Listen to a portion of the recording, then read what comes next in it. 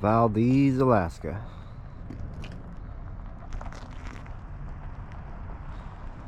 Even though I'm 2 days ahead of my itinerary, so I didn't have any reservations whatsoever. Who am I kidding? I haven't made any reservations. Still, Valdez was entirely booked.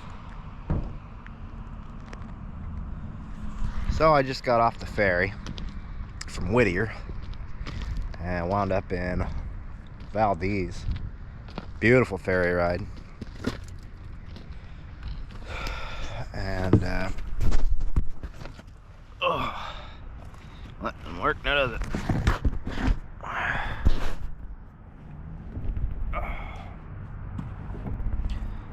Obstructing my beautiful view. And mosquitoes are nuts. Let's see, I started the day in Soldotna, that beautiful Airbnb, and then rode across to Whittier. That was really cool. They have a tunnel.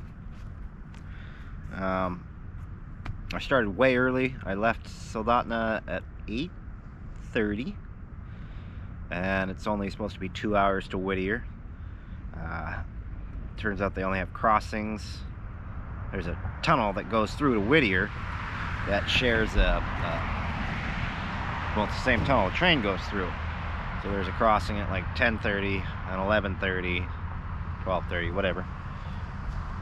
And I wound up getting there at like 10:20, 10:15. By that time you're only 6 or 7 miles from Whittier, if that, 2 or 3 miles from Whittier. So it was only 2 hours drive, except I had to stop and see some really cool glaciers.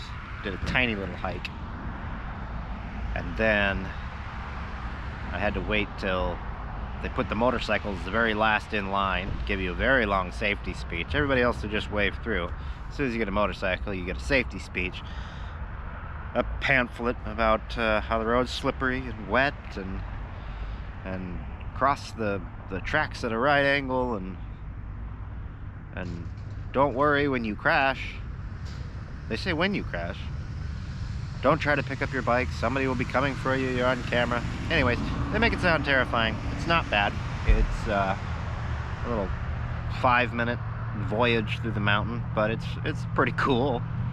And then you get into Whittier. Wound up getting into Whittier probably 11:30, 11:30, and then caught what was supposed to be a 2 o'clock ferry. That took about 5 hours across to Valdez. The ferry's pretty nice. You park in the bottom, and then they've got a cafeteria with actually decent food, and very pleasant people. And the captain makes announcements from time to time. You know, there's sea lion off the port side. There's we saw where the Exxon Valdez crashed. And that's right, we're that Valdez, the Exxon Valdez in 1989. Turns out the ferry I was on, the Aurora, cleaned up, her and her crew cleaned up about 70% of that oil spill. So there's a bunch of commendations on the boat for the amazing work they did there, cleaning up that oil spill. They were cleaning up to 30,000 gallons of oil a day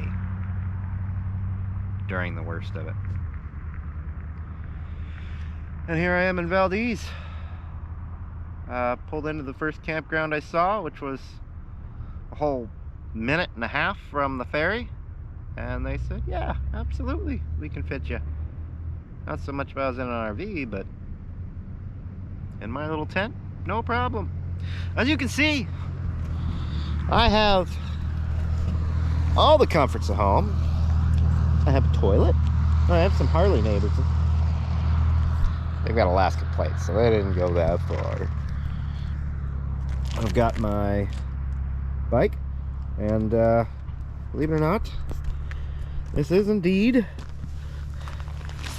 my little bivouac tent. I have not put it into service yet this trip. I'm gonna be trying it out tonight. I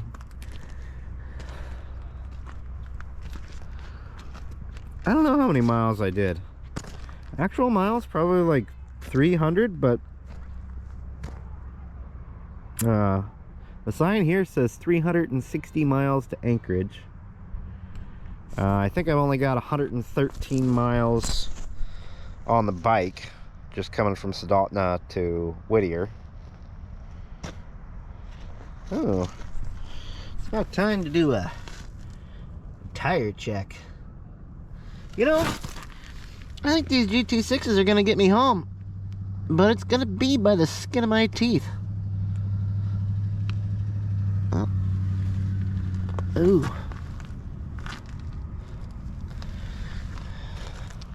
Let's see what it says for mileage. Menus. Menu. Trip 1. Trip 2. Why is that not working? Huh. Maybe it needs to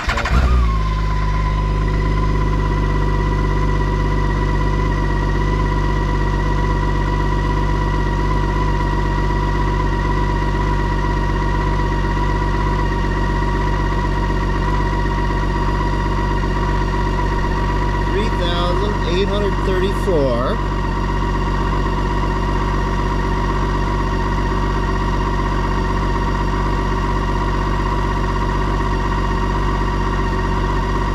About 115 miles for the day.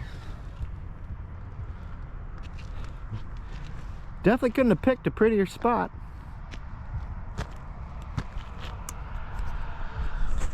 Tomorrow,